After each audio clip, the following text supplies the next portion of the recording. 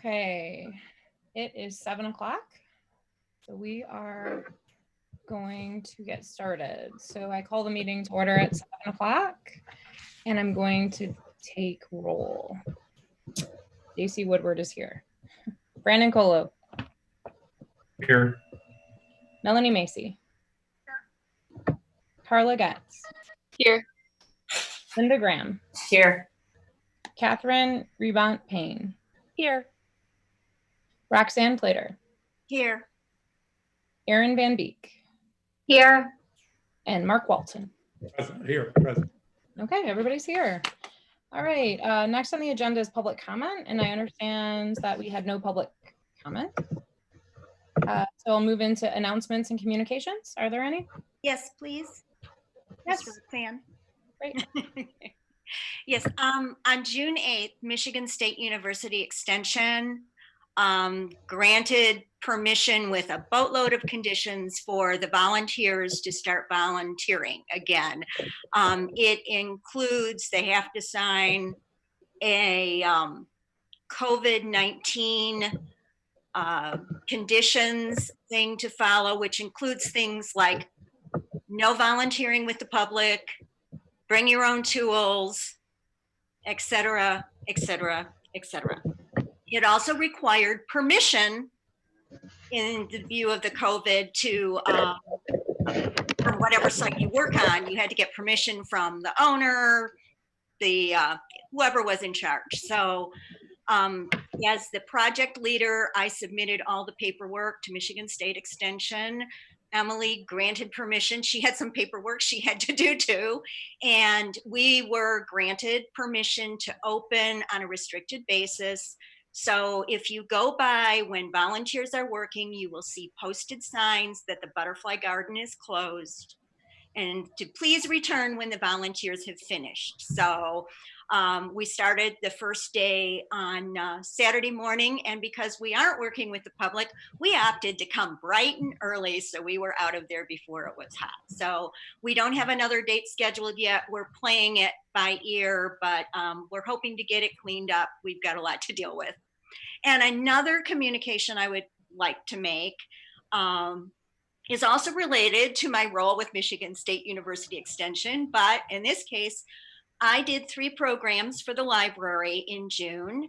I was assisted in 2 of them by my co-leader, Shelley Underhill Shop, and we simply want to express our appreciation to Mick Howie. He was so great working with us, getting everything set up, handling all the glitches with Zoom that you can possibly think of that happened. Even held a Zoom class for Shelley, and Rosemary was in it and I was, so that we got a good feel for doing it. So just want to say he was so great to work with and we appreciated all his help so much, and I just wanted to give a shout out to him. Thank you. I will make sure that he hears that, and I concur that Mick has been amazing. Yeah, he really has. It's great to work with. Yes, and on behalf of the board and the community, thank you for all of the work ahead of the work to volunteer in the butterfly garden, as well as the actual work of volunteering in the butterfly garden. And yes, a shout out to Nick. Are there any other announcements or communications? Okay, seeing none. We're going to move into the approval of the agenda. There were 2 copies sent. We have an addition. You already saw it, but what was posted on the website was missing it. So we want to formally add it here. And it's action item B about policy 8.11. I would need a motion to add it to the agenda. Carla Getz motions to add that to the agenda. Thanks. And Roxanne Plater, I'll second. Thank you. Discussion? Okay, all in favor? Aye. Aye. Aye. Aye. All opposed? Let the record reflect that this motion was adopted unanimously. Okay, now we'll talk about approval of the whole agenda. Is there a motion? I move to approve the agenda. Second. Catherine seconds. Thanks. Discussion? Okay, all in favor of approving the agenda? Aye. Aye. Aye. Aye. All opposed? Okay. Let the record reflect that this motion was adopted unanimously. Next, we have acceptance of the minutes from May 26th. Carla Getz motions to accept the minutes. Is there a second? I'll second. Thank I'd you. like to say the date needs to be updated on the top of it. So I just used minutes from one to the next. So it says April 28th meetings, but it should say May 26th.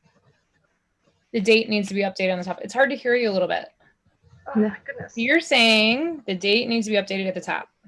Yeah, I shouldn't be hard to hear today. This is exactly the same setup I use for city commission now. I don't know. Weird. It's just me.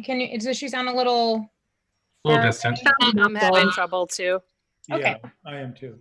Okay. Just yell. Everyone pile on. Use The your- date's wrong. Melanie, you do sound different than last night because I was on both meetings. So I don't know Oh, what so I'm just quiet all the time. Yeah. I have to shout all the time. All right. So we need to change the date. That's part of the discussion. Okay. Any other discussion about the May 26th minutes? I'd like to know what Faye thinks about the minutes, please.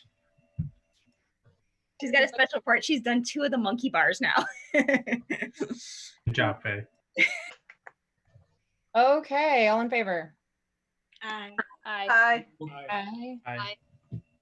All opposed?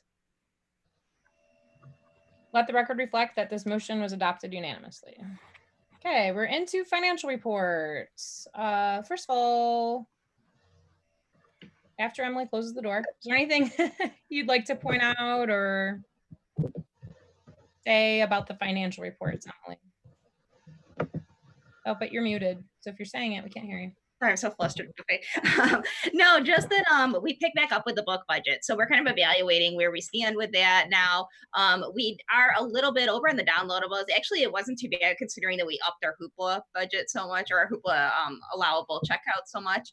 Right now, I had adjusted $5,000 over when finance asked, but as far as the book budget, I just had the staff looking at, what is still relevant that they had put in their carts in March, and kind of making a judgment call there as far as, considering too that we don't have people browsing the shelves. So, there's certain titles that go out better if people are able to browse and see them, but they may not be something that people are searching out. So I said, like right now, focus on the ones that that are hot right now that people are searching for, and then kind of, see where you stand and what you would possibly like to carry over, considering where it's taking a slash next year, so that we could maybe request it in the next year to be moved from fund balance. So that was my note on that. I also have some big expenses coming into the digitization of the Tribune is finished. So I'm just waiting for the final invoice for that.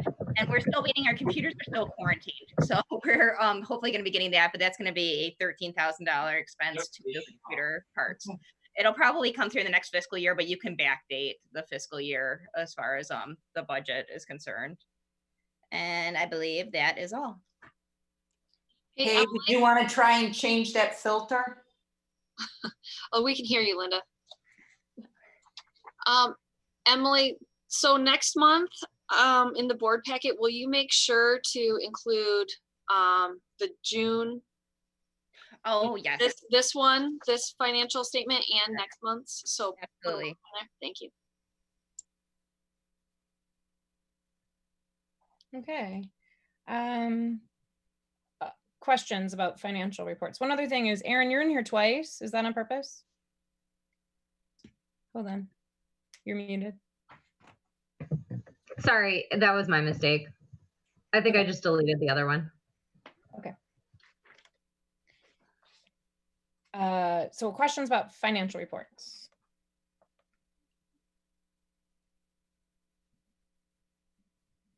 Wait time is hard on Zoom. It's harder. You gotta read all the Who's things. Brandon? Silence.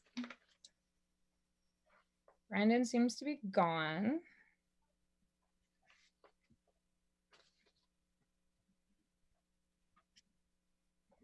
Okay. Library director's report.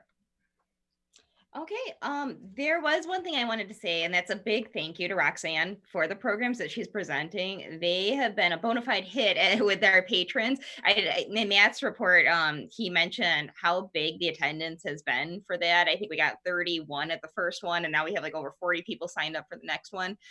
considering that adult programs are tricky, it's tricky to program for adults and to get them to find something that they'll readily attend. And those are exceptional numbers.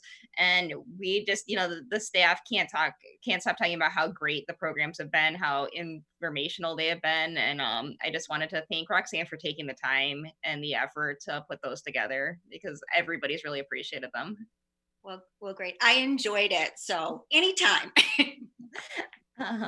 I also had a roof inspector who was sent out from by Firestone after following up with them. He came out today and he looked at the roof, and he did send me on his report. We can talk more about that in the facilities committee too, but I just want to let you know that now we're getting a third opinion on the roof situation to see where to go from that. And then just the other thing is we have moved into phase 3 of the reopening plan as of yesterday. So that is the contactless pickup phase. We ran into some hiccups. I say for like the first hiccups we've run into in our reopening process. I think we're doing okay, but just we ran into some issues with the phone line, and then on the My Libro app. And I saw Erin, you just shot me an email about it too. And I'm having some of the same issues with searching the My Libro app. I do want to say something about that app though, is that they are doing what no other library tech company has been able to do.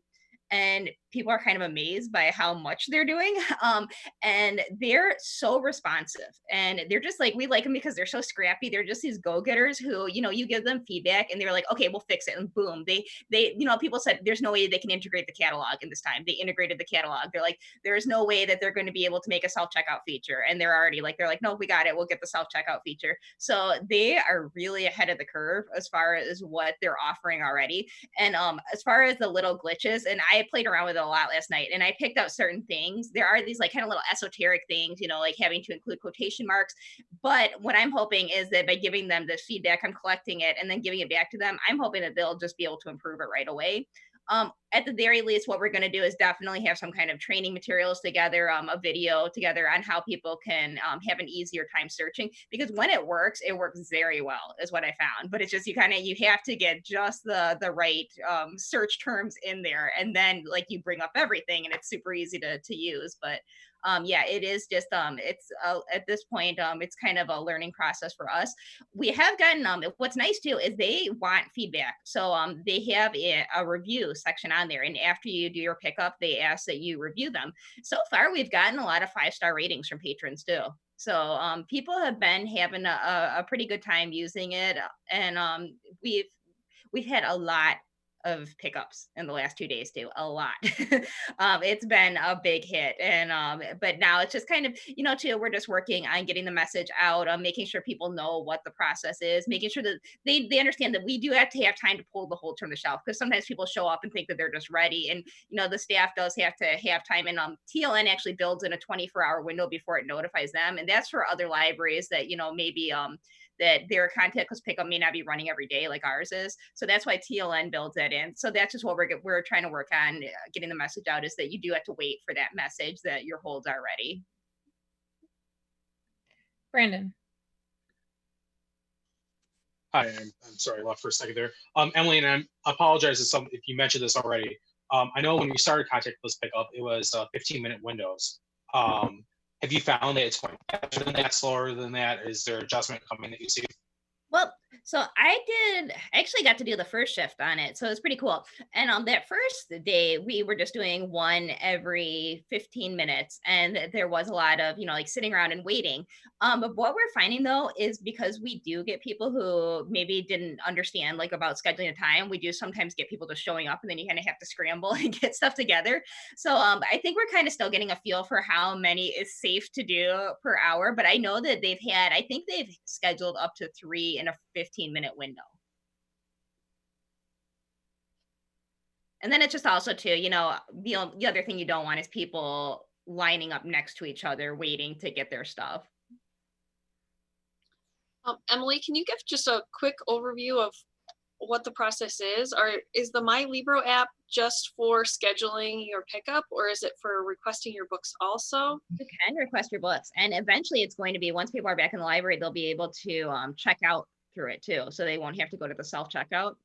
But yeah, so the My Libro app. So what would happen is you can place your holds the old-fashioned way. You can go through the catalog, go ahead and place a hold, and then we would get the notification the next day, and we would pull the holds, have them ready, and then the patron gets an email or a text notification that says that their holds are ready for pickup. And lets them know like what they do next is that they have to schedule pickup time. From there, they can either give us a phone call, and they can get connected right to the line where the person will schedule a pickup time for them using the My Libro app. That's an important thing to note too, is even if the patron's not using it, the staff are always doing everything through the app.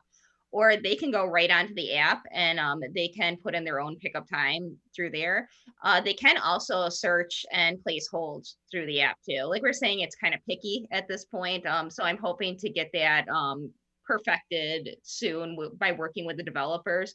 But again, they've been super responsive, and I think we might be their first customer in TLN, and they're trying to expand out to other libraries. So there's a lot at stake in making this work right for our library.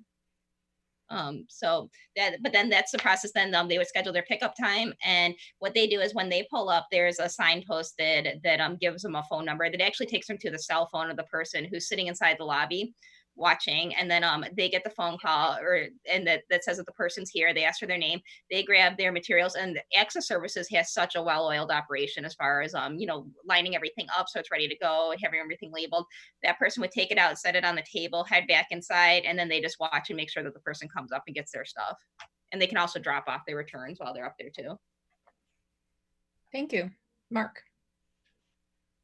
Excuse me, Emily, you mentioned there will be a third-party inspection of the roof. I have two questions actually. Who will do that, and who recommended them? This was let me see. Gosh, what was this? Was it Royal Roofing? This was actually somebody recommended by Firestone. And so they do a lot of library work too. Like he said that he did the roof for Farmington Community Library. And so he said though, to me that he would give me his opinion. That it probably falls somewhere in the middle of what we've heard from Garland and what we've heard from Firestone. And so he went up there today and sent me an assessment of it. Second question, was there any contact with maintenance with Aaron Lipsky, is it, regarding the request that Stacy and I made that there be some communication with Garland regarding the difference between their assessment and that of Firestone? Yeah, Aaron and I chatted about this. And what he said to me is, he said that Garland doesn't have a lot of skin in the game. So he doesn't see it as like, that they're trying to sell us anything. Because he said that, really, they don't make too much money off of a job like this. But he said that, and, he's worked with them before and he trusts their account of it. His suggestion was to go ahead and get the roof done now while the labor is cheap. So again, we're kind of, back to square one as far as there's very differing opinions on what we should do in the situation. But in terms of skin in the game, Firestone has skin in the game the other way. If they have to cover through warranty, it feels like it might be in their favor to say the roof's fine, which is what they said, right? The guy I talked What did Aaron say about that? Well, yeah, I mean, and that was his thing too, is, he said that they also have a lot at stake in it too. That's the guy, John, today, who went up on the roof. What he said to me is he said that he would probably lean towards what Firestone is saying, because he's like, if they're telling you can get 10 years out of it, they wouldn't want to be making a claim like that if they didn't have a lot to back that up, because then they'd be on the hook. He said, his thought was before he went up there that he's like, you're going to have one person on one extreme telling you this, one person on the other side telling you this. It's probably somewhere in the middle. Just from glancing at his report, really, he just pointed out maintenance issues that we need just to be readily removing the debris. And it would only be a $3,225 job. So did we pay for that report? Did we pay for that inspection? No, this one was not. Mark. Yeah, I'm just a little skeptical that, so as we've discussed, Firestone has an interest in putting the best face on it. And then we get a recommendation. So Firestone sells materials. It sounds like Royal does roofing. And Royal and Firestone have a relationship. So, I mean, to me, that's not a third party. That's just another, you know, I don't know how to put it exactly, but I would like for the roof to be good. I would just like someone other than a company that has a relationship with Firestone to tell us that. And I mean, we have the city, on the other hand, that has a relationship with Garland. I think Garland's done the roof at the ice arena. I think Melanie might know, but there's a couple other contracts out for roofing. I'm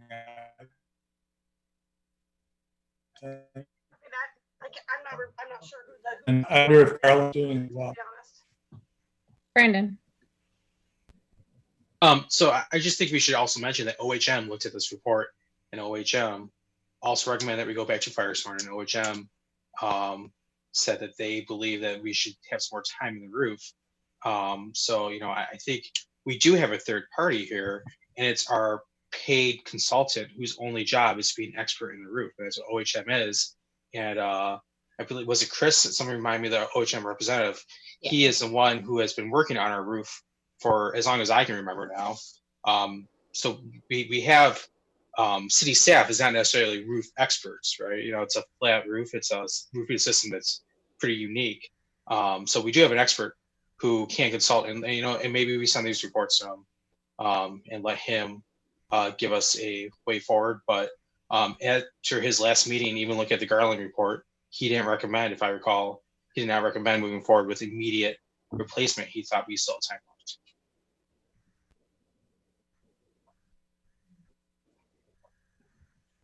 So then another question that I would have is, if the roof is under warranty by Firestone and we have 2 reports saying at least some kind of work needs to be done, at what point do they become responsible for making the repairs under the warranty?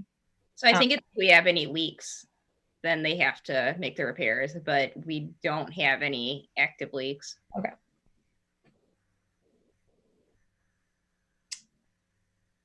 Anything else about the roof right now? So you'll send us the report once you get.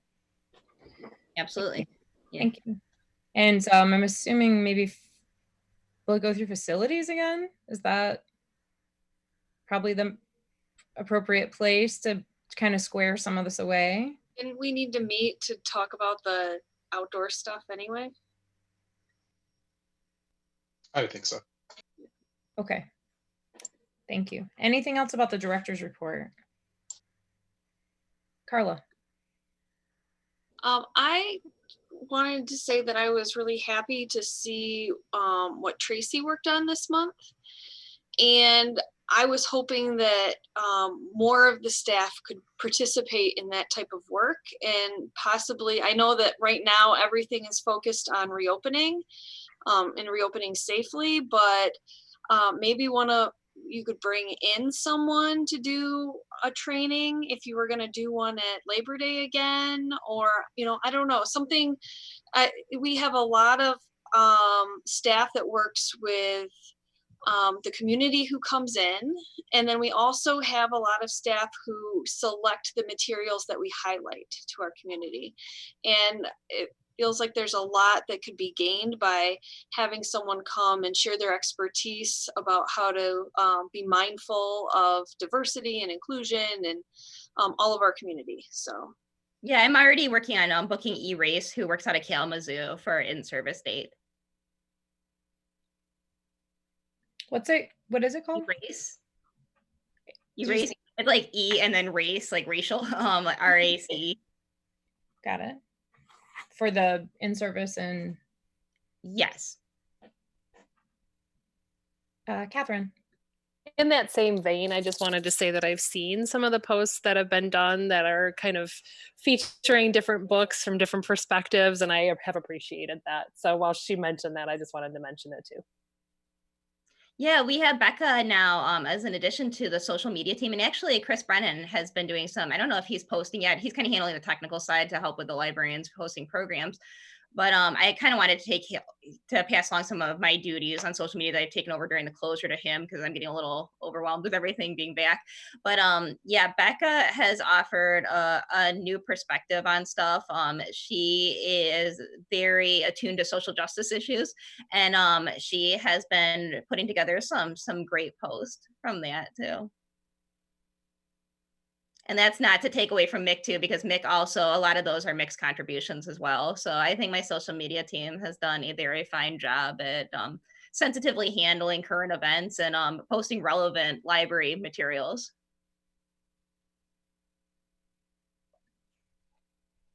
Connected to that, I'm wondering about how, so right now there's like a slew of learning that people are wanting to do around anti-racism.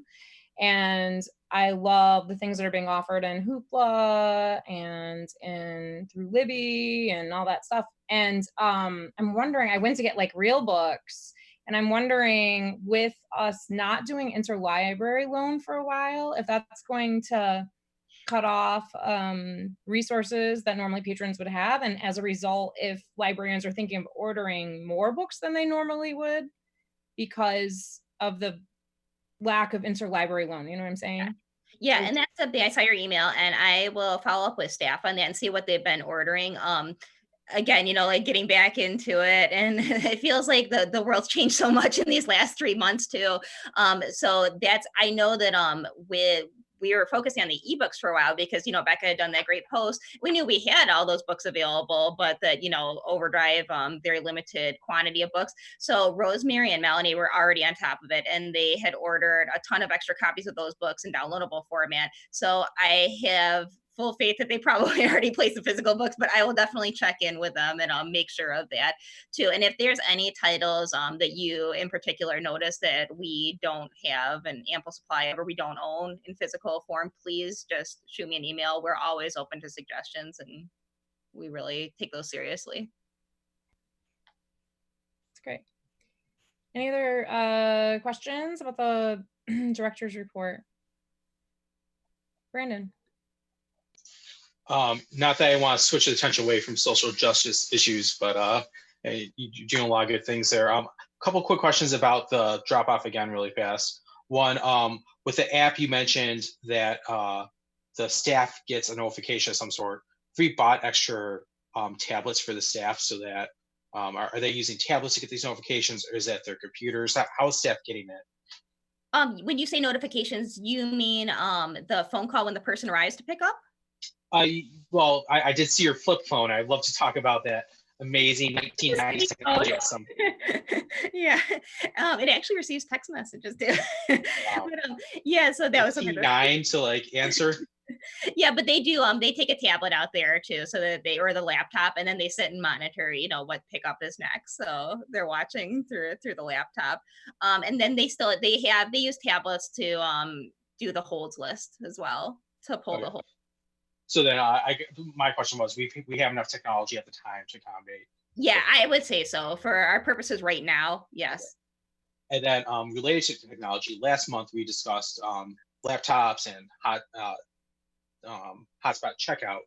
I was just wondering if that's been implemented, if it's started yet. I know it's pretty new here, so I don't know if you've had a chance, you know, it's in your spare time. Quarantine. But what was good news is I'm doing the LSTA, the library and museums. I think I missed a letter in there. I always forget that one. But their grant, it's part of the CARES Act. They receive funding, and then they distributed a lot of money to libraries. So we automatically will get the $500 to cover PPE. So we're using that for our hand sanitizing stations. And then I had put in initially, I thought I can only request 3,000 for technology. And the grant coordinator emailed me, and she said that we could go up to 5,000. So I actually put in additional request for laptops under that grant. So hopefully that'll even be covered, fingers crossed. But yes, Ed has gone ahead and he's placed the initial order. And if we do get the grant funding, then we can add on to that even. So I guess actually while we're talking about grant funding, I'm sorry. I said everything's just so delayed now with technology, especially if it's manufactured in China and then it has to go through the quarantine period. So it's a slow process. This might be a good time too to quickly discuss, just a quick comment. There's going to be money coming from the county pretty soon here for COVID relief. I know a lot of us had individual conversations about this, but it's money that can be used, and Melanie might be able to speak better to this. But it's money that can be used for unintended, expenses we have incurred because of COVID. And that could be anything from, I'm sorry? They have to be COVID related. COVID related. But I think there's a pretty broad stroke of a paintbrush we can use with this. We've talked about moving the staff desk in the basement. There's some part of the, this renovation that we could probably get in with COVID funds for safety of staff, plexiglass, we have to buy PPE, technology. So I know that I believe the city is probably going to start working on this, but I think we should meet as a budget committee probably and start getting together some numbers on how much money we're spending extra because of COVID this year and apply to get these funds back. And what's good is finance has had us marking what our COVID expenses. So they're keeping track of that as well. And it's a lot. It's a lot of stuff that we wouldn't be purchasing otherwise. Melanie. Just following up with one thing that Brandon said, I think this came up at facilities, is that Emily was saying they're talking about putting a barrier behind staff at the youth area because they don't want people to be able to come behind them for COVID reasons. And we talked about that maybe makes sense right now to move that desk like we were talking about doing as part of the renovation so that it's impossible to get behind them. So I think that's the kind of thing where you could stretch a point about whether or not it's COVID related. Like there's going to be an expense related to making this safe for staff. And maybe that's a different way to do it that's not too much more. Okay, any other questions around the director's report? Okay, I just want to say again, I love Matt's presentation of showing our goals. That's a really nice way to keep us apprised of how his department is implementing our strategic plan, even in this crazy time, right? Like, who's thinking of strategic plan at the time? And it's nice to know his department is. Yeah. Well, thank you. I will pass it on to him. Okay, we're going to move into committee and liaison reports. The policy review committee submitted a report. You guys have been very busy for quite a while, so that's in your pack. Is there anything you'd like to speak to beyond that? I know we have a action item around a policy, but is there anything you'd like to add or any questions from trustees about the policy review report that's in your packet? I would say I think the packet or the report given really summarizes what we did this last month, but if there's any questions, we definitely take them on. Are there any questions for the policy review committee?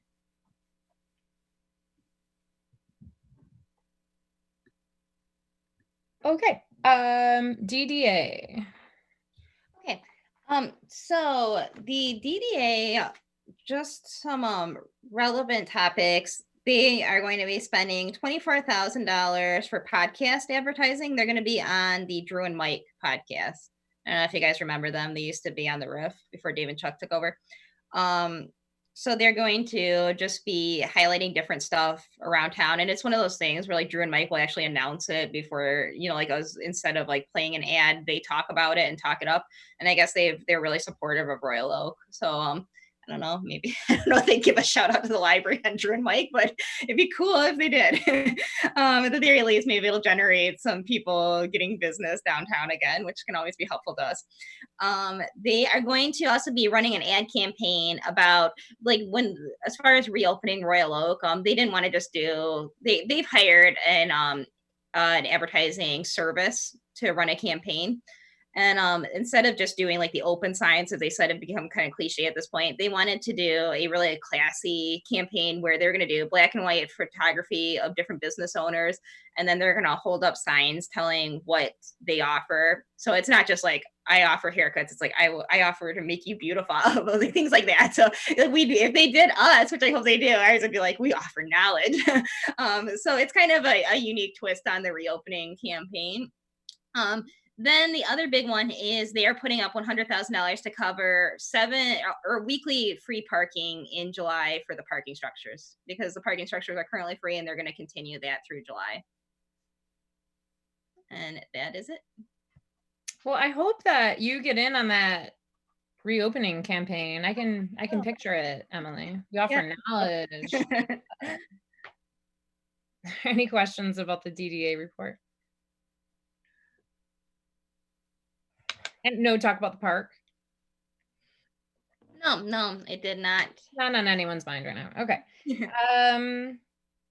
How are we feeling about July liaisons for the city commission? Is there anything that the group feels like needs to be presented or highlighted to city commission? If not, then we can skip over this part and move into action items.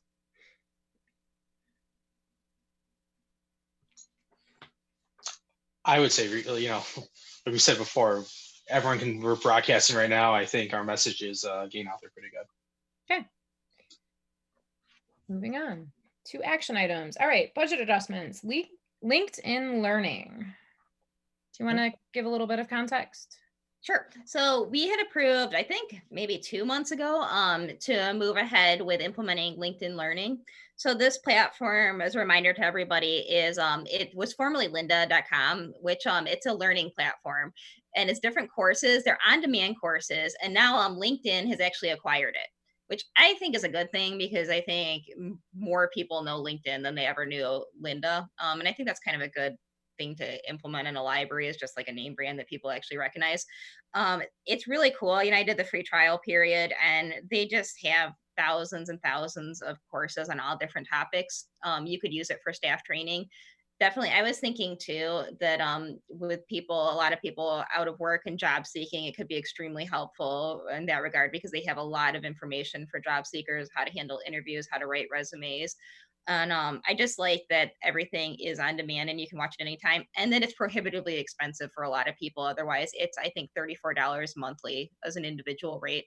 So for $13,125, we will get an annual subscription where anybody with a Royal Oak Library card will be able to use it. To cover this expense, while we have it right now in the electronic resources, we're also going to have to cover the rest of the digitization of the Tribune. So I didn't want to take that out of there. So I was asking if we can move it from miscellaneous building and repair maintenance, which I don't foresee being used in the next 2 weeks. So we have over $18,000 in there. So I was going to ask if we could move the $13,125 from that line item. Is there a motion? I move that we adopt the budget adjustment. Is there a second? Carla seconds.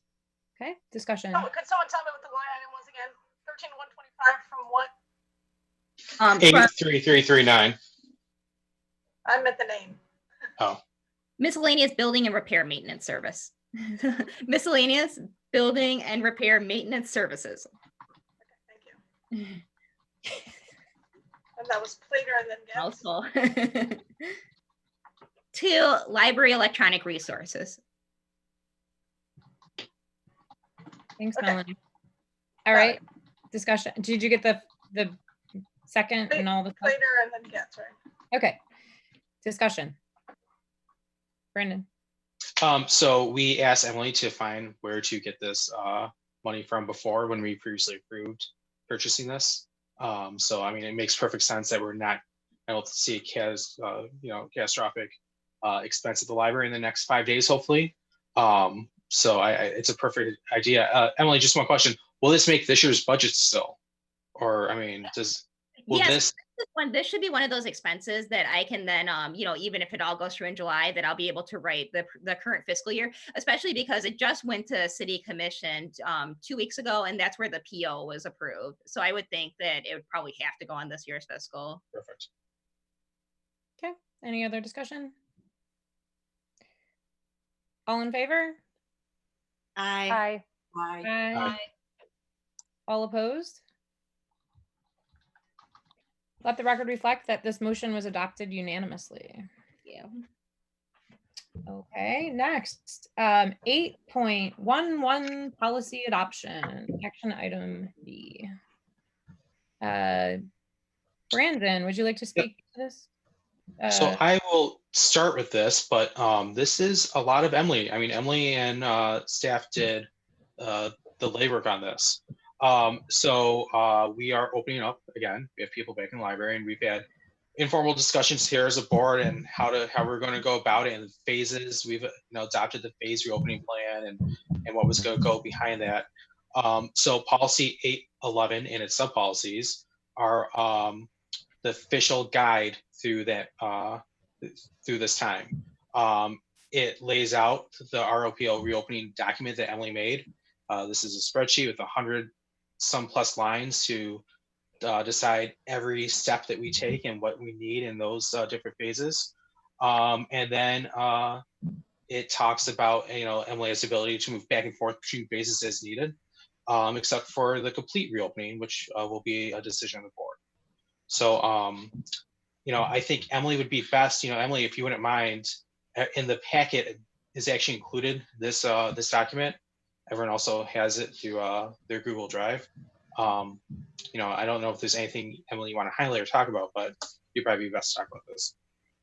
Yeah, so the complete reopening plan, I think was so important. It was very hard. It was a real bear to write. I mean, we spent countless hours on this, but I think it was so important. And I've been talking, I'm on the city's reopening committee too, so I'm doing it all over again. But I keep telling them, I keep sending this and they keep saying, you may not want to, but do a plan like this. I said, even look at our plan, even though a lot of it's library stuff, there's so many things on here that I wouldn't have thought of if Clinton McComb hadn't thought of it first and written this nice template for other libraries to use. I like too that we align with the state's reopening plan too, so that before you can get to certain phases, other state phases have to be triggered. And I keep hearing rumor, I don't know how true this is, that after July 4th is when they're thinking that Michigan might head into stage 5. So it's good to see these things on the horizon then and kind of give us a timeline then for when we might be moving to the next phase. But yeah, this was just this document, to have this as kind of your Bible to refer to on things, because there are certain things where I'm like, wait, what did we say we're going to do on that? Even with the Friends volunteers, I had to go back and check and see. But it's nice to have all of this in writing so that there aren't those questions, so that you know exactly what you're doing and you're not having to think about it as you go. And also, when, like Emily is saying, when Michigan goes to stage 5 is when we propose we're going to start limited in-person services again inside the building. But before that happens, we need to make sure that everything in that column has been checked. It's not just automatic, okay, we hit stage 5. It's, okay, we hit stage 5. Do we have all the PPE that we need? Do we have the setups that we need? So this document really helps guide everyone. And it's informative to the public too. I think it really is eye-opening how much is going behind this. Yeah, I can think of it as a promise to both the public and the staff too. It's a commitment that we're saying we're going to do these things and then we're following through on them. And I like that it's a public document.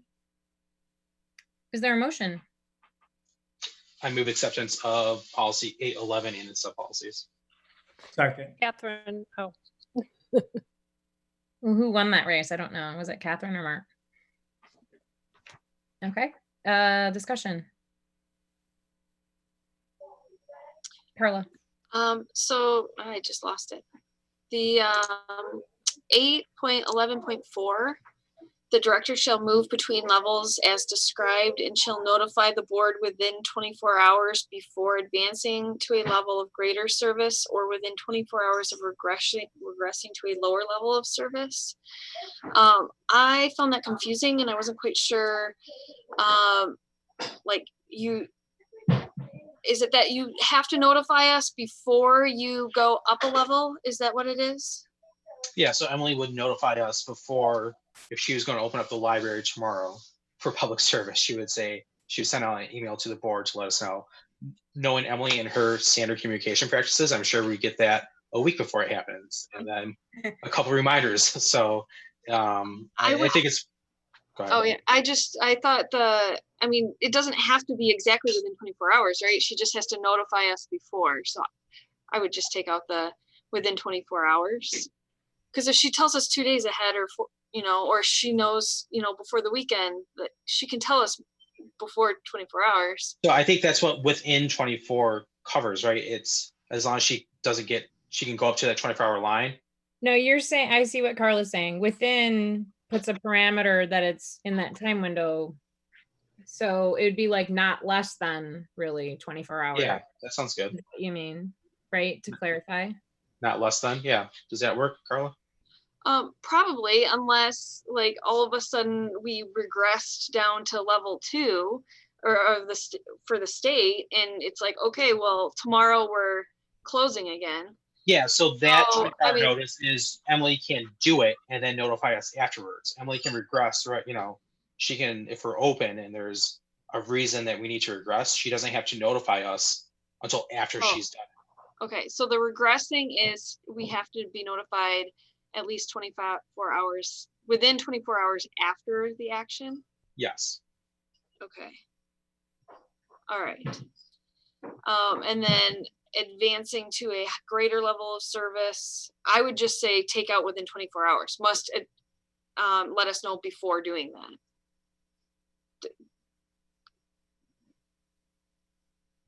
Does it make sense, or do we need at least a full day's notice? Is that what you're saying? Is she would give us a full day's notice?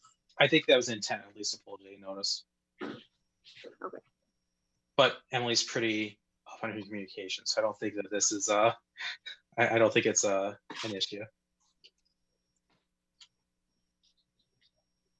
So right now I'm hearing a change in the way this is written.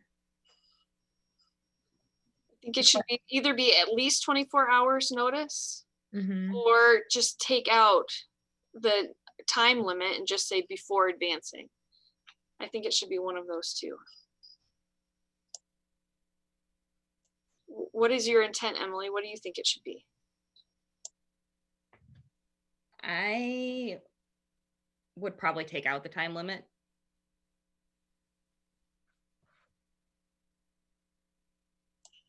So I have to motion for an amendment? Yes. Okay, I would motion to amend the 8.11.4 to remove that time limit. Before advancing. In both parts, or just advancing to a greater level of service?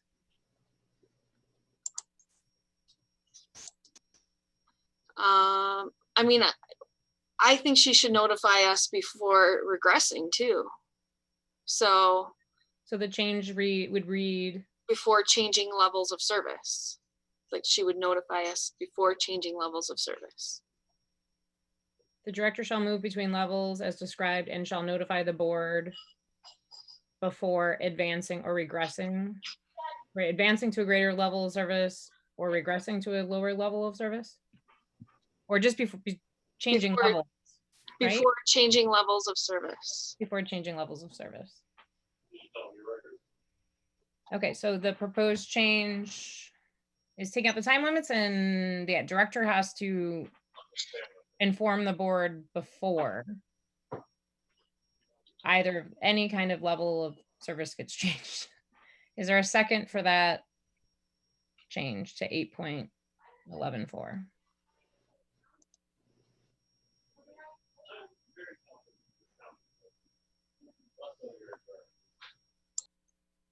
Is anyone going to second Carla's motion? I'll second. Okay. I couldn't tell from your faces if you were, okay. No, just processing. Okay, got it. I couldn't tell. So let's discuss the change now. It's not the whole thing, but the change to 8.114 that's proposed. Brandon. So I'll just say I don't like I like the idea fine of changing the within 24 hours before, but if we have to regress to a lower level of service, if there's a COVID case, if there's something we need to shut down the library, I don't think Emily needs to worry about sending out a mass email to the board before making an announcement. So that's why that was my intention with within 24 hours of an event that closed us down, to take one less thing off the director's plate. Okay, other discussion about the amendment? Mark?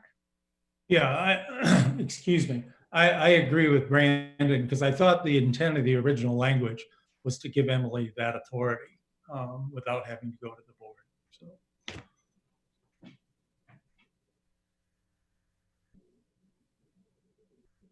Any other discussion? Okay, so now we're going to vote on the amendment to proposed amendment to 8.114. All in favor of the proposed changes, say aye. Aye. Aye. Who was it? Aaron. Aaron and Carla. Carla. Okay, all opposed, nay. Nay. Nay. Say your names so we have it in the record. Mark, Brandon, Mark. Brandon. Catherine.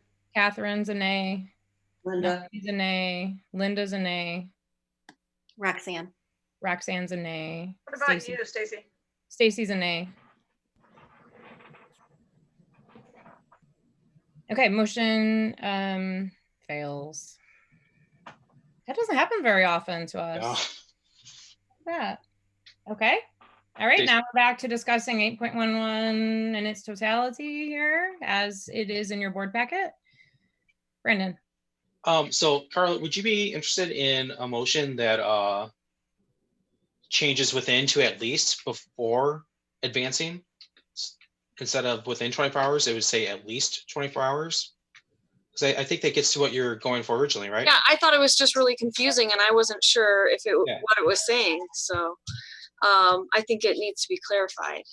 Yeah, so I would make a motion that to change 8.11.4, that the director shall notify the board at least 24 hours before advancing to a greater stage. And Okay, leaving the so rest of the language as is. Right within and add at least 24 hours before and everything else stays the same? Correct.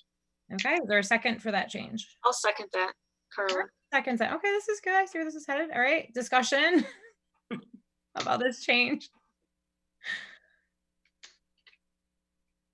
No one wants to speak for or against it. Okay. Yeah, so I'll speak for it. Okay. As the person who wrote this, I think it's a good idea. I think it's it gives Emily flexibility. That's all this is about, right? Like it's giving the director flexibility, yet giving the board notification.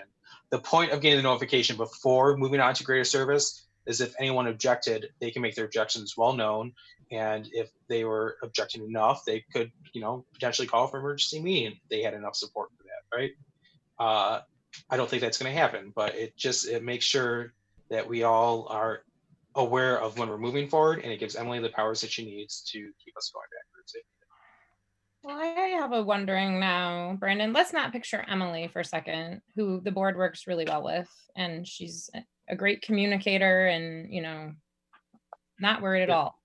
Let's imagine some other situation, because we're making policy. I mean, we're gonna have pandemics in the future too, right? So this policy is gonna be around beyond us.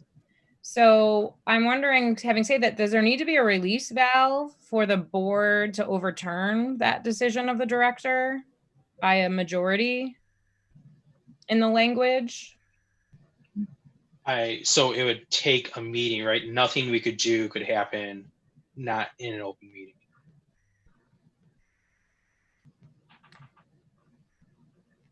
Right. And that's just sort of standard, right? Like if the board meets and votes on something, that does overrule the directors, right? Yeah, I think Melanie said something along the lines of the board could always overturn whatever Emily did by this hypothetical director that we don't know as well and don't like. We could overturn whoever they did. Did a terrible job hiring for some reason in the future. It's happened.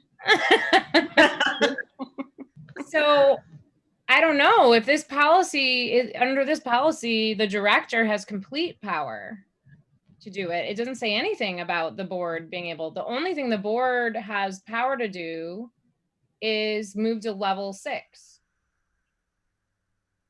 Right? So, yeah, kind of, yes. I would also say that this particular 8.11 was written for this pandemic. Even lists this pandemic's opening guide and the complete opening documents for this pandemic. I would think that this would serve as a framework in the next pandemic. If it's not respiratory disease, but it's a flesh-eating virus, it's probably going to be a lot different in how we approach the usage. So I think this is kind of serving as a framework for the future, which the next a new board could change if needed. I'm just wondering that some future board and some future director might appreciate some, well, probably not the director, but a future board might appreciate maybe an 8.11.5 that says at any point the board can convene and overturn the decision of the director. So Melanie just posted, but the board can always overrule the director, correct? I'm not sure Don't this need a is like policy uncharted territory because, I mean, I guess we could come together, strike the we'd have to like strike the policy that we'd have to rewrite the policy, I guess. I agree with Melanie. We always have that option, and we always have to do it as a group. So we don't get to do things just over email. We have to meet in order to make those decisions, but we always have the option to amend things and change them, our policies. Mark? This policy, as I understand it, is specific to this pandemic, and that the board will act to revoke this once we move to phase 6.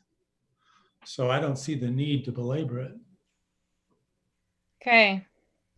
At least they'll be recording of this meeting if there's some evil director later and the board can't get a hold of it. I'll be on the right side of history. Okay.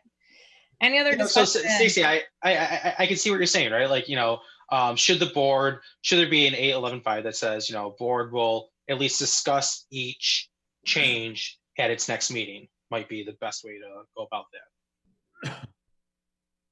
No, I'm not even talking about that. I'm talking about what if the board fundamentally disagrees with the decision of the director as laid out. I mean, we're giving a lot of power to the director. That isn't normally the case because it's very strange circumstances. That's all. I'll let it go. Any other discussion about this 0.11? No, we're on the amendment for 11.4. No, we already voted it. Oh, yeah.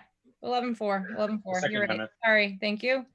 Any more discussion about the amendment to 8.11.4, changing within to at least?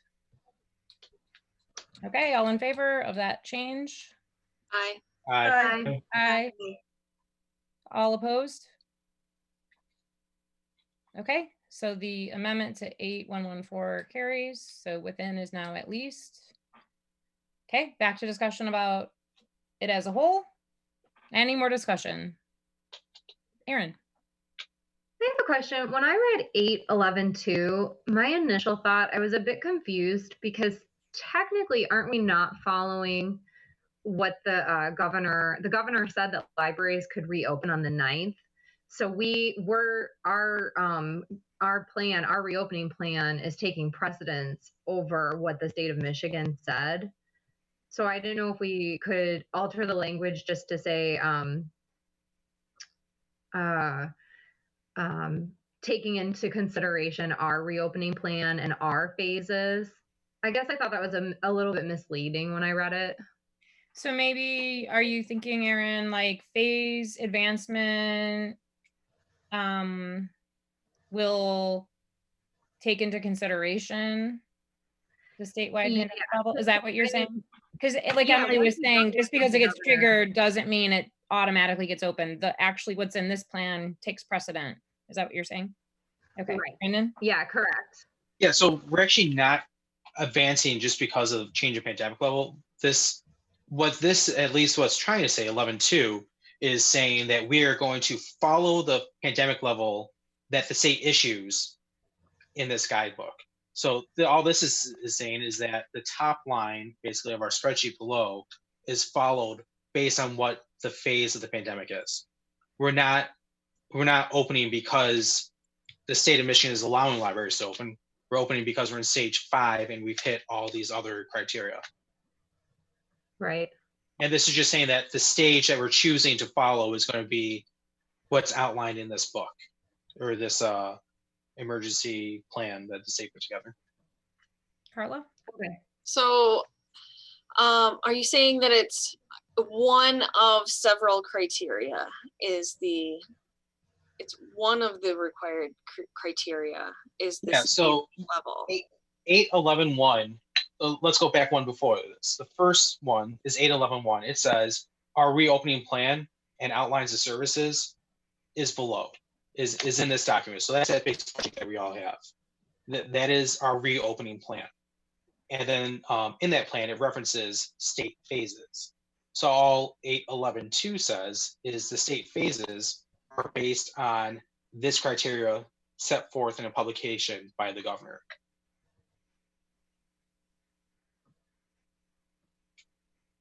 If that makes sense.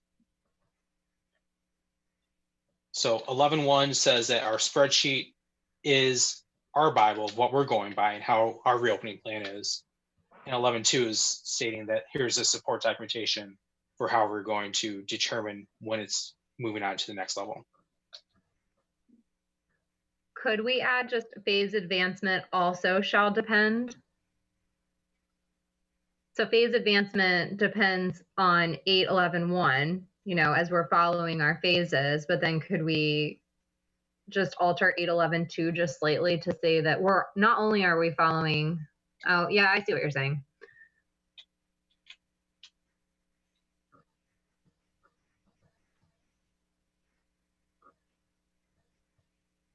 Wait, were you finishing your thought?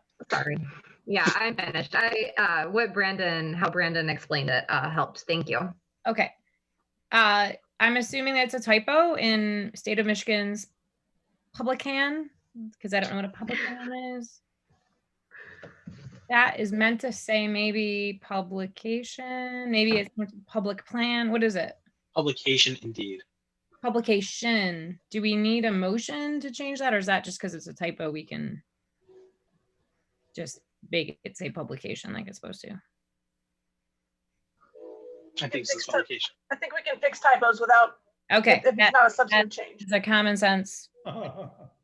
Okay. Any other discussion about 8.11? I just want to thank Emily again. I mean, that was a lot of hard work. This sheet has been hours and hours and hours of everyone's life. And you know, Mark and Melanie. Yes. Well, and thank you, Brandon, and the reopening / policy review committee, because you guys put in just as much work helping to get it together. So big thank you. Okay, on that, let's vote. All in favor of adopting 8.11 and all its friends? Say aye. Yes. Aye. Aye. Aye. All opposed? Let the record reflect that this motion was adopted unanimously. Okay. I have to scroll all the way back up on my agenda. Okay. We are moving on to discussion items. We have 3 of them. One is reopening updates. Is that Emily? Reopening updates? Yes. So I have actually covered a lot of that in my director's report, I realized, but we have moved on to phase 3. So we started our contact pickup phase, as I said. We spent, when we reopened on, we started bringing the staff back in the building on June 8th, and there's a lot that goes into that. You have to do training with the staff. You have to get people situated, make sure we have the PPE in place. And then we gave them some time to just get reacclimated to being back in the workplace, because it is an adjustment for a lot of people. It's especially when you've been away for 3 months to have to be around people again and to have to, be doing day-to-day work. And also just settling schedules so that we're staggering people. Our office setting does not always allow for 6 feet of social distance, which is a requirement. So we have to stagger some schedules and just make sure that certain people who sit close by each other are not working on the same days, or if they're full-timers, factoring in some work from home days, just to make sure that we're not having people too close. And then just training on everything. With the librarians, they had a lot of work ahead of them getting together a all virtual summer reading program. I just want to emphasize how much work went into that. They did, and there's so much work that goes into planning a season of programming, let alone summer reading program, which I call it our tax season. That's our biggest time of the year. And they had already gone ahead and planned this wonderful array of in-person programming, and then had to scrap all that and just reinvent the wheel, do stuff that we've never had to do before, and set up an all virtual selection of programming. They've done an awesome job though. they really pivoted well and they got stuff together quickly. And they just have, I mean, it really is the best you can possibly do with the cards that they've been dealt as far as putting together a great summer reading program for people. And then Access Services was busy in their own right in setting up the contactless pickup. And that's just been a logistics. It could be a nightmare, but they've done a great job of organizing it, because it kind of takes me back to my restaurant days. It reminds me very much of organizing catering orders. And it's kind of that thrill of getting stuff together quickly and getting it out to people that you don't really see so much in the library world. So it's different. Again, it's just such a different experience of what we're going through now. But everything's gone very well, and it's so nice to have the staff back in the building and to be seeing people again, and everybody's taking everything very seriously. That's another thing I have to say for my staff is I get no pushback about masks or taking temperatures or anything. Everybody is completely invested, 100% on board with everything. So that's my update. Okay, that's a great update. Are there any questions from board members? I want to say on behalf of the board, please relay to the staff that we really appreciate all the work. I mean, they changed on a dime, and we really appreciate the work and effort that's gone into it. I'm really feeling like I'm living vicariously through the social media posts. I really enjoyed your video walking us through contactless pickup. It's great. I really love what you guys have done and in the effort you've made to communicate all the great services you have to the community. So. Was that the Nintendo Wii music, by the way? It was. I edited it, and we were trying to think of a good song, and also one that Facebook would hopefully not flag and try to mute. So I was watching it, and I was like, just watching us bob around. I was like, I'm getting a real Wii vibe, so I put that in there, and Facebook actually let us keep it. So yeah. It bugged me for a good half an hour trying to figure out where that came from, and I play it daily with Henry at this point. So. Yeah, and it's either love it or hate it. My dad said it was annoying. My daughter cries hysterically. She can't listen to it. It really just triggers her.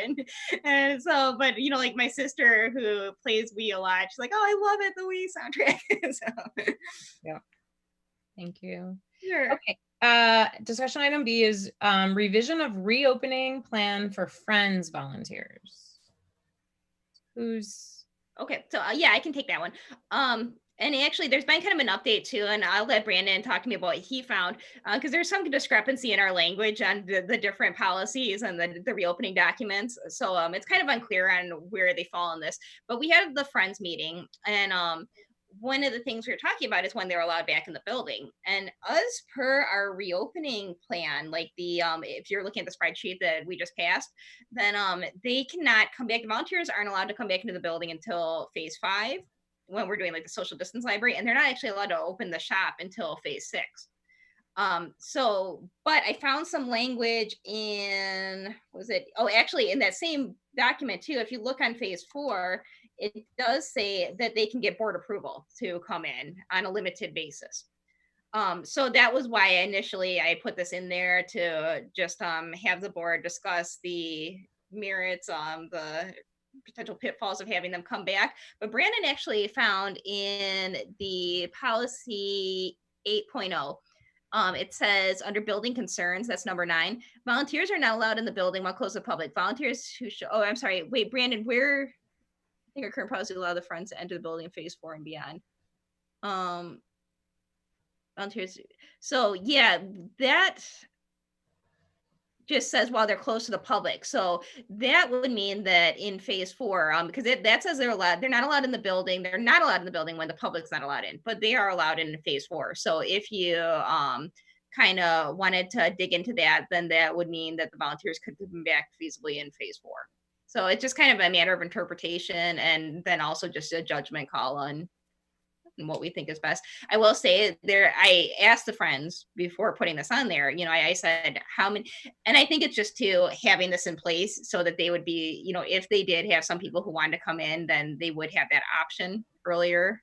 I will say too, the number one question I was getting before we started contactless pickup, now it's all contactless pickup, but before that, before anything else, like whether you're reopening, when can we place holds, was when can you accept donations? And we just have a ton of people who really want to be getting the donations to us, and we've had to turn them away just because we don't have people to sort the donations and then to manage where they would be sold.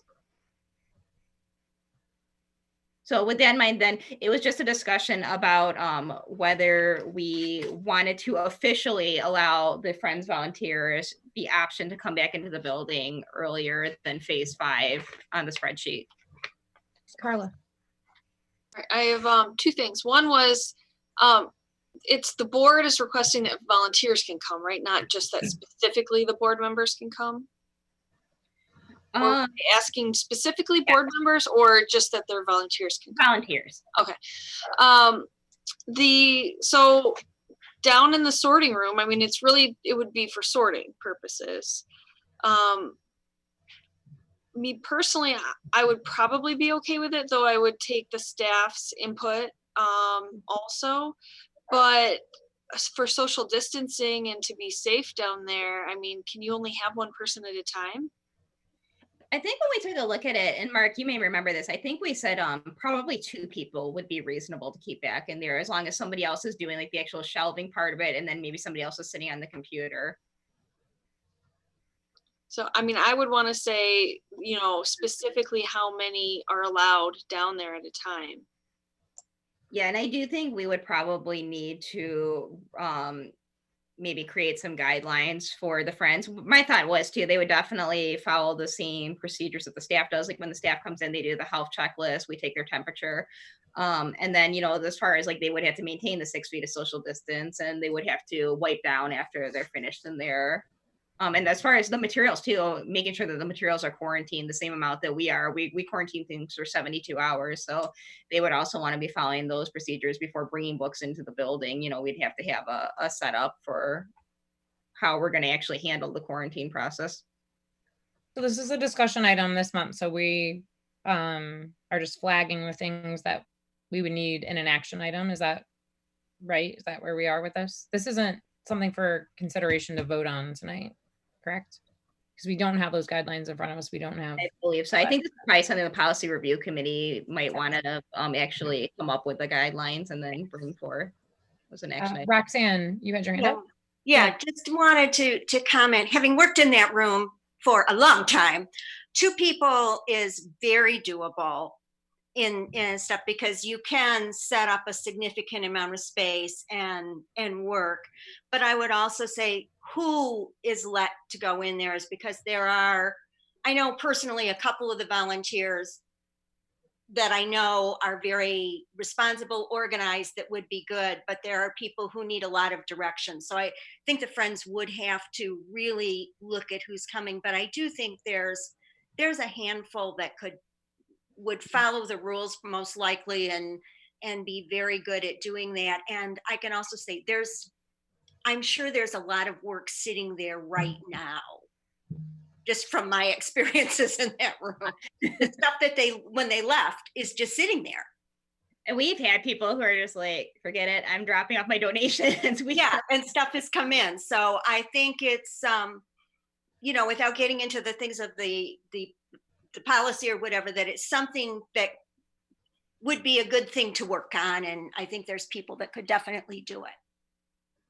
A question I would have is, one, how would staff feel about this? Because it's going to be staff that has to manage the temperature checks and answering the health questions, right? I mean, it's going to be on library staff to do that. So that would be one question I have is, is that something they're able to take on in phase 4? The other question is about, like, no one's going to be monitoring down there, right? Like, what happens when 3 volunteers show up? Is it on library staff to turn away Friends volunteer, right? Like, I don't know. So I would have just questions for staff, their sort of feedback about that. And then guidelines might be, it feels like they would have to use the same entrance where the staff is sitting for the contactless pickup. It wouldn't be that door downstairs anymore, right? Those would be considerations, and a lot of workplaces are doing that. My workplace is going to do that. 1 entrance, 1 exit to monitor all that stuff. So those are all things to sort of consider with a policy around this. Yeah. So Mark. You're muted. Mark, you're muted.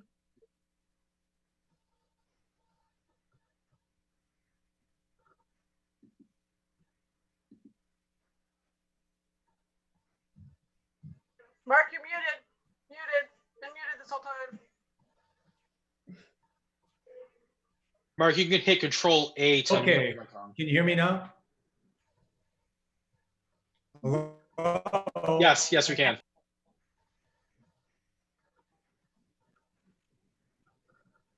We can hear you. Hello? Yep, we can hear you. Okay. Yeah, I can't see you. I don't know what's happened here. I'll figure it out in a minute. But my concerns would be with what it means for staff, and I won't repeat what Stacy said. I think we ought to leave it as it is and not have them in until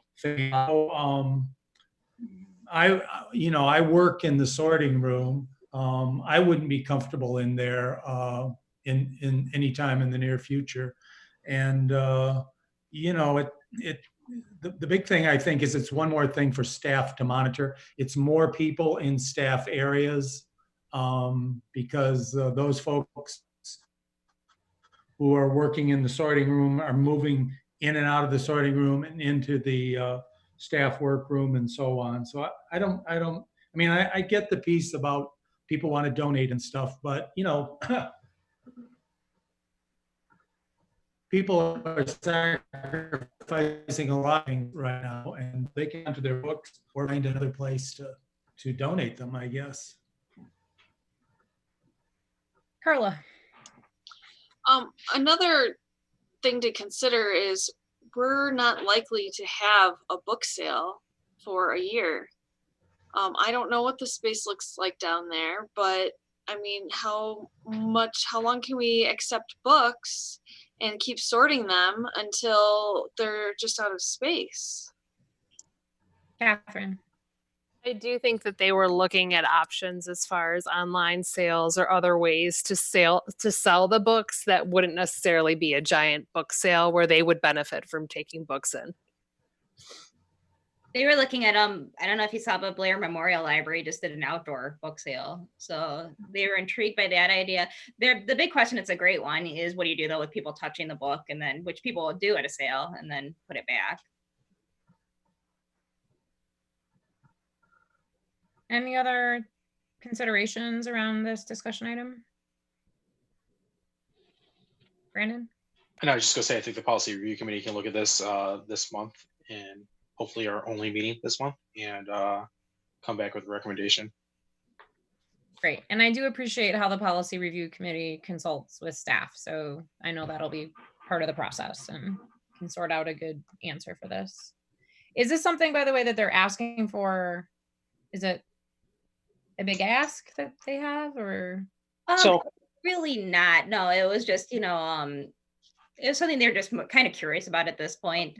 I don't know if anybody is really ready to like dive right in there and come back anytime soon, but it was just kind of like, whether they wanted that in place in case they get to a point where they are, and they might be a little bit earlier than the phase that we're on. No, I'll just add too, I was a Friends Liaison this month, and Mitzi is pretty on board with, she feels pretty strongly about not starting service in the Friends shop until phase 6. She's also the shop coordinator right now. So I think, at least the president of the Friends is pretty on board with the phases we've described so far. Okay. Well, thank you, Policy Review Committee, for being willing to take that up in the next month. And then the last discussion item we have is Envisionware 24-hour library purchase. Okay. Emily, do you want to talk about it? Yeah, sure. So I think I brought this as a discussion item sometime last year. And this is the quote for the smaller one. So there's 2 different sizes. I'd have to go back to my emails to see what's the difference in the sizes. But that's this one for the smaller model. The reason why this is coming up again is John Dexter from Envisionware reached out to us, and he has it's a trade show model. So it has a couple little dings and dents, and then they mark the price down, and this price is marked down almost $20,000 from the normal cost. So they said they thought of us first. They knew that we had expressed interest in the past. What this is, and I included the photo of it. is it basically becomes a branch library, an automated branch library. So you can put these in different locations. A lot of times they'll put them in a senior center, a park. They said that they've had them in shopping malls. And people can return to them. They can check out from them. I believe they can place holds from them. They can do certain other functions on there, and then get their items at a different location. The only other thing is he does recommend that it's under some kind of an awning, but it can be outdoors. So I just wanted to send this to the board, let you see, because it's obviously a major purchase still, but it's also a major discount. So I just wanted to get your feel for what you think about this 24-hour library. It feels like this could definitely be a COVID-related expense. Yeah. A contactless library service for folks. Carla. So when I think about this, I try to think about when it would be useful to have this other, this 24-hour library that's offsite, this branch library. And I mean, I get it that, it extends your hours, but for the most part, it seems to me that it would be most useful if you have an area where there's a lot of people that congregate that is not close to or accessible to your main library. And I can't think of too many places in Royal Oak where that is, possibly over by Beaumont. But I feel like most people congregate in downtown Royal Oak, and you could just walk to the library anyway. So I just don't see that it's all that useful. I'm wondering about, though, it's a way to have access to materials without having to go into an enclosed space. Beyond like the extension of hours. I'm wondering. I thought it was the senior center. Yeah. Erin. It's also a great way if you have young kids or if you're walking around downtown with your dog. It's a great way to access a book. I did have concerns about the staffing, who's going to reload it. Also, if we're putting popular titles in there, does that mean we have to own 2 copies of all popular titles? Because I would hate for somebody to go into the physical library to get a book and it's not there because it's in this this mobile branch. But then couldn't they put a hold on it and they would get it, right? If it's in the mobile branch, staff could retrieve it for a hold. Yeah, I believe so. Sending It works like for 30 minutes to go get that book. Yeah. Catherine. If it's a super popular title, you guys probably have more than one copy of it anyway, right? Yeah. In circulation. Okay. Any other discussion about? Hey, Brandon has his hand up. Brandon. So just looking at a potential phase or wave 2, this could be a great way to keep services in that phase 1 or that phase 2 stage, to have these books available in a contactless pickup.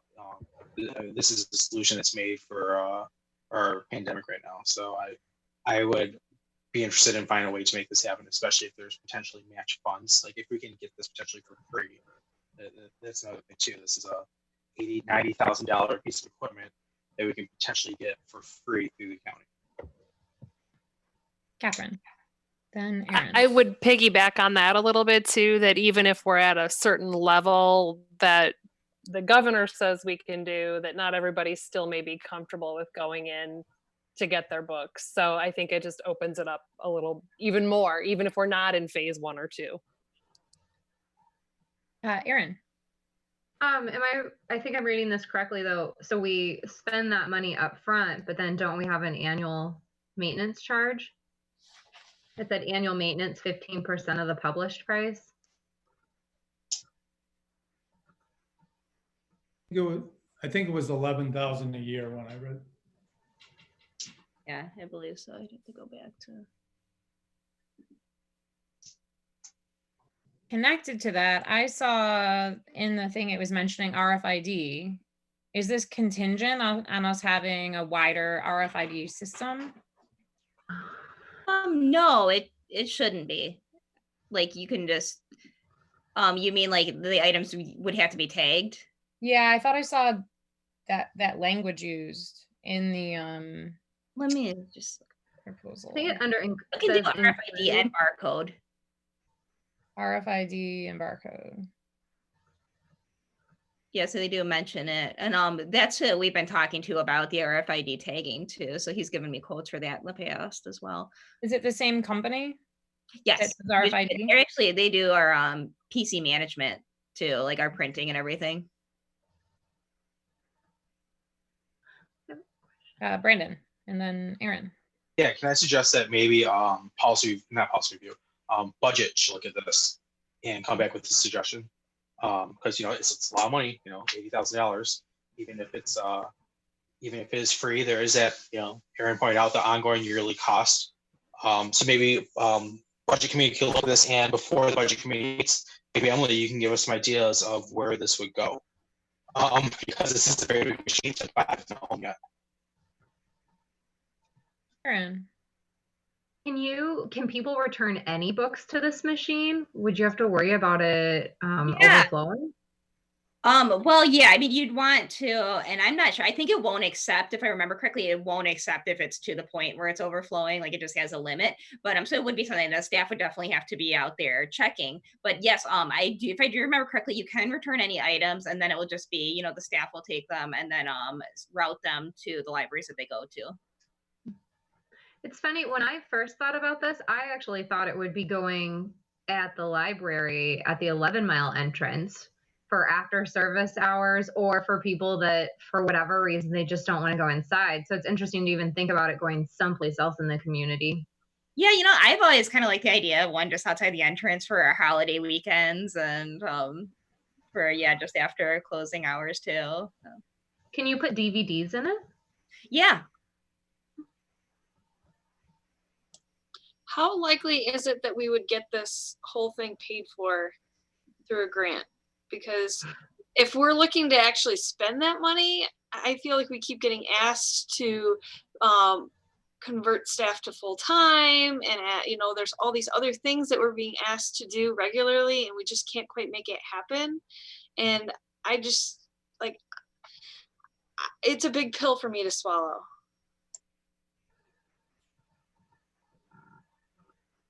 I would love to have that discussion in facility or the budget committee. Okay. Any other input around this before? I think you're right. It probably needs to go to budget committee. How long does this offer stand from this guy? Is he trying to sell it to every library in town, or what's going on here? No, he gave us because I think that I think Novi is the only other library that has it in the state, possibly, or at least in TLN. So I think he reached out to us because he knew we were interested in it. So that's why I don't know how long the offer would stand for, but so that's why I just, how I left it with him was I was going to take this as a discussion item and then get back to him on how the board is feeling about whether you want to talk further about it. Have you talked to anybody in Novi about their experience with this? Yeah, they love theirs. Mark. I think the offer stands until September. I remember reading that. Right. Quote expires September 14th. Quote expires on September 14th. Mm-hmm. Okay. Good. Okay, so this will go to budget, which means Carla, who's having her time swallowing the pill, gets to call a budget meeting around this item. Thanks, Carla. Okay, that is the end of the agenda, folks. Is there a motion for adjournment? Mark, second. Catherine seconds. Catherine, any discussion about that? Hey, thanks again to WROK and Richard and Carol for making this happen today. Yes, thank you. We literally could not do it without you.